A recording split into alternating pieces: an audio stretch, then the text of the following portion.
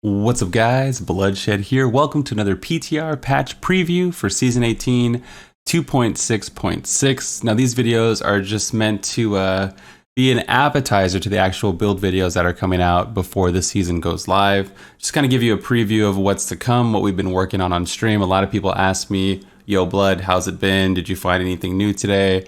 And these are the videos for that. Up first, we have another non-meta build. Again, Wave of Light is the best, fastest speed build in the game, but this is a Tempest Rush speed build utilizing the Echoing Fury. And again, it's always 800 to 1000 Paragon, no augments.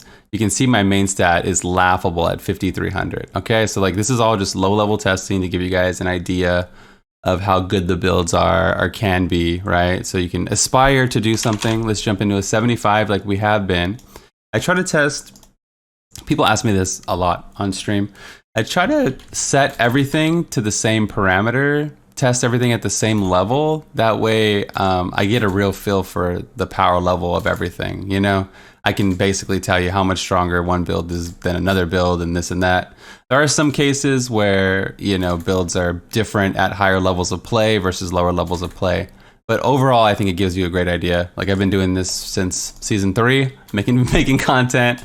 And a lot of the things are similar. I guess that gives me an idea of how things are. So yeah, this is a Tempest Rush build. Crazy. The Echoing Fury gives us insane attack speed. And it's working, right? Again, it's no Wave of Light.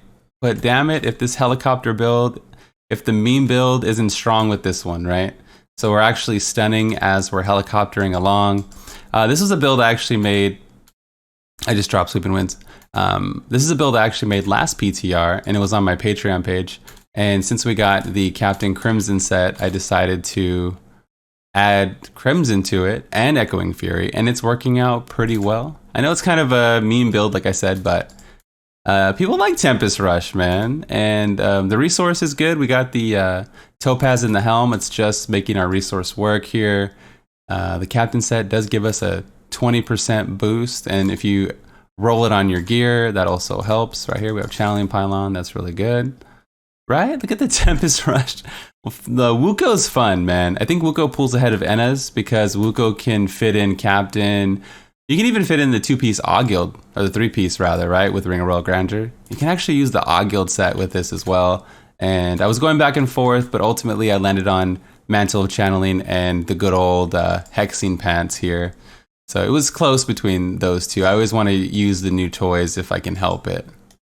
But links will be in the description for all these builds. Let Sweeping Winds fall again. I'm a real professional, okay?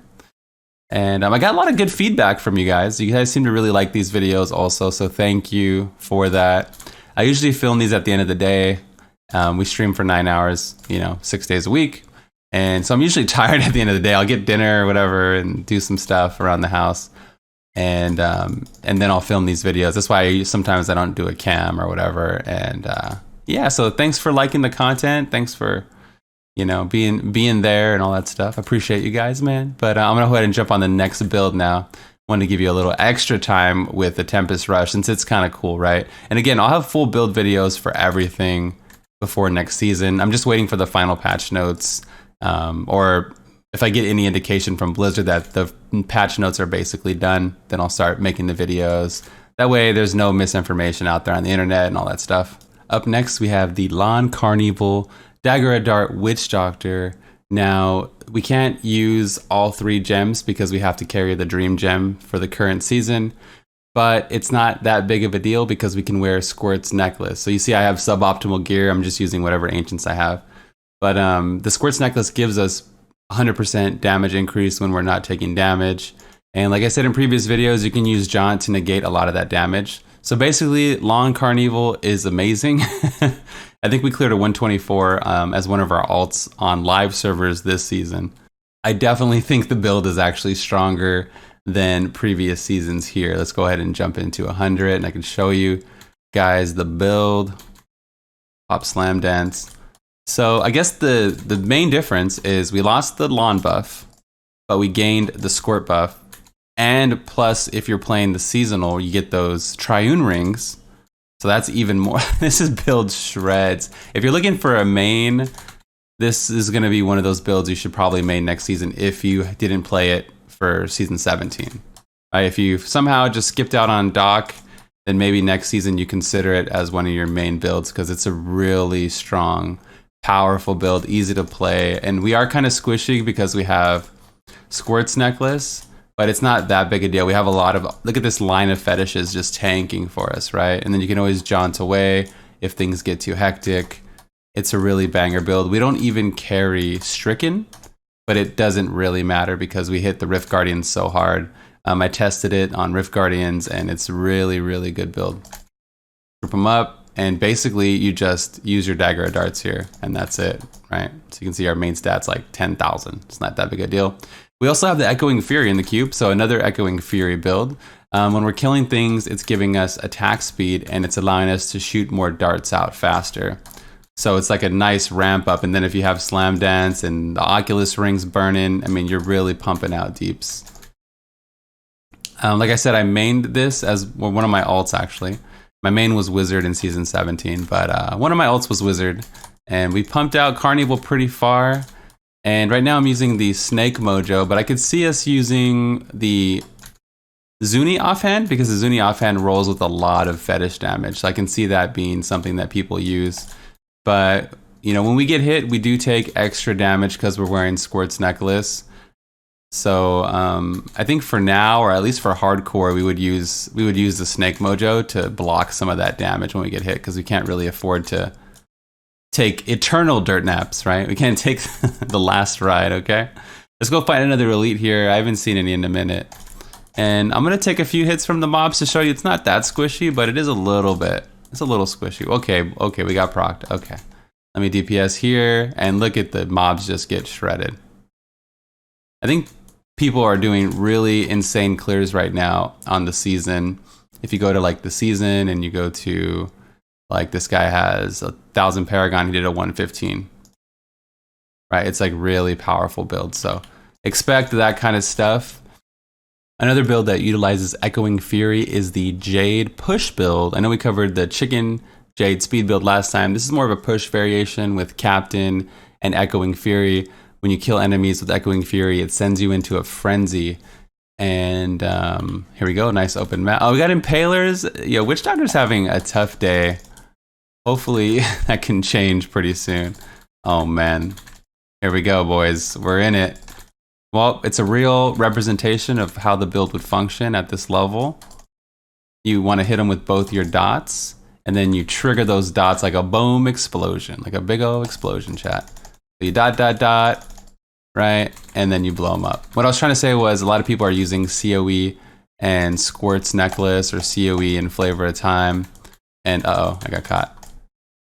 And I like it. Endless Walk set. I think standing still makes sense. Look how fast we're stomping the yard here. Oh my god. But let me see you 1-2 step. Yeah, we're attacking so fast with Echoing Fury. We're stacking up all these dots and just blowing them up. It's a super satisfying playstyle. Really good build. It's looking better than Carnival, but I think Carnival's a little stronger than Jade right now. I almost just died right there. I think it's a little stronger than Jade right now. So bear that in mind. If Carnival's like a 135 at the very high tippity top, and Jade's probably like a 130, maybe something like that build. But they're both really powerful builds, like A and S tier builds. So I think the Carnival got propelled into S tier, depending on what you consider S tier, actually. For next season, I'll try to get a tier list, like I've been saying, together for you guys. You gotta really babysit, man. You gotta be on it. Uh-oh. This beam's coming. It should go away soon. There we go. Yeah, I should have the tier list out, but again, it's gonna take a lot of work, a lot of testing. And you can see that Jade's crushing it, right? Echoing Fury really is fun. Like, I think Carnival and Jade don't have issues with Rift Guardians, so it's easy for them to just kind of use Echoing Fury just to get to the boss, and then they just kind of figure it out later because they have good single target. Like Impale has good single target the same way, right? So you get it, you dot, and then you pull the trigger and you explode with the Jade Witch Doctor, looking really solid next season. always, you know, like I just like to show you guys, like we're not using, you know, a lot of Paragon and things like that. I only have 13k main stat and all that stuff. I think it's even less than that. I think I have some kind of buff that's propelling it forward. But you get it. You trust me by now, I hope. I've been doing content since forever. So the Jade Push Witch Doctor build for Diablo 3.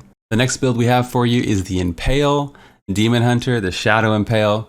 Now there's a lot of variations floating around the internet and they're all pretty much good. My favorite version is the Captain set, dropping Chain of Shadows. I think it's a crutch and we don't need it. And even with Captain Crimson, it gives us more reduced resource cost. So I find like I can manage Tumble a lot easier. A lot of people are using the AUG Guild set, which is also good. You just drop Strong Arms and you get the 30% damage anyway. And then the 30% more damage against elites. And of course you can play the classic version of the build as well. So there's a lot of variations. The build might change again over the life cycle of the PTR. We might find a combo that we really enjoy with the build. But let's go ahead and jump into the rift. Oh, Lashers. This has been a punishing video. Like I think I got good RNG in my other videos. This has been pretty punishing. Let's find an elite and show the power of the Captain Crimson. You guys probably thought there was going to be another Echoing Fury, but we're back on these captains. So we got a double elite here. That's good. Just got to make sure we keep up bladed armor. That's like really good debuff. Look at that power of the captain. Man, I don't know if you can actually see, but we're shredding this elite pretty hard. I mean, we just got killed. I mean, we just got procced, but there's one kill. And again, you know, 1000 Paragon, no augment level. Same actual level. Bring it. The wall that was blocking. Oh, I just blew bladed armor, but it's okay. We got him. We got him. Yeah, give me those globes. Cool. Let's go ahead and traverse over to the other side. It didn't matter if I grabbed that pylon, but we still have our mobility. I mean, right now we're low on tumble, but we don't really need it. Whenever it's up, whenever I need to tumble, I feel like it's available so far. We played Impale for a couple hours today. And I feel like the build's fine without it. We're already at full resource because you're going to stop in DPS when you find an elite, right? Dude, we're taking so much damage. Imagine tanking Lashers and then going the wrong way, Blood. Okay. So like if you just tumble, you're going to run out eventually, but I guess you lose the added effect to just flip a whole map. Like you can't just skip the whole area, but we get around, I guess to me, we get around fairly quickly. Let's get one more kill at least here. Let's boss up one more time. Yeah. Let me jump up here. And we still have NEMs. So if you use the, oh, look at that kill. Come on, chat. We still have NEMs, or strong arms, sorry. So we're not losing the strong arm buff like we are with AUG Guilds. So I like it. It's a little more glass cannon, but I feel like it's what people are going to use at the highest levels, I guess. So the Shadow Impale Demon Hunter build, links in the description for everything today. Coming up next, we have the Talrasha Meteor Shower build. Now, this is one of the builds I helped usher in back in Season 12 when the Grand Vizier and Meteor and all that stuff got buffed. Oldie but a goodie, one of my favorite builds because of the versatility that it has. The Captain makes it strong also, but it wasn't stronger than the Ring of Royal Grandeur season, but it's pretty actually strong. Like it's better than it was in Season 17 anyway. And not as good as 16, but definitely better than 17. So the build's basically back. It should be scratching A tier, maybe like high B tier. And it's pretty easy to play to a certain extent. Once you get to the highest levels, you're basically die to everything. So you have to really use your Calamity to stun and avoid damage, break line of sight. You have to use a lot of tricks in general to stay alive at a high level. But that goes with just about every build, you know, as you push higher and higher.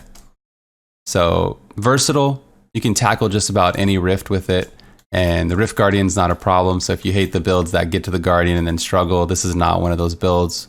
Like Blighter's a joke because we have massive shields, and the build just doesn't really struggle against Rift Guardians. I think maybe like Iron Maiden or something like that, but no, not even Iron Maiden. It's just a really tough build overall. And that's one of the reasons why I like it, is because the versatility, like we talked about. Another thing that you can do with the build is take advantage. I'm about to die. I wasn't paying attention. Another thing that you can do with it is take advantage of these Oculus rings. Those Oculus rings or the Triune Season, you can jump in like every circle and you get buffs for most of them. So that's a pretty good thing. So you don't have to miss a buff, miss a seasonal buff. I think my computer just froze. Oh my god. Anyway, let's get a few more kills here. Showcase the power of the Rasha. So again, 1000 Paragon, no augments. I'm gonna stun him right there. Drop the hammer. Uh-oh. Nope, no Ripperino. Let's stay back. No, I didn't want that. Oh, I left these guys alive. Well, we'll double back and pick up our globes afterward. And I think one thing I would do is make sure I have like 900k life. And that would definitely really help. Because right now we have such low Paragon that I can't even put any into Vitality.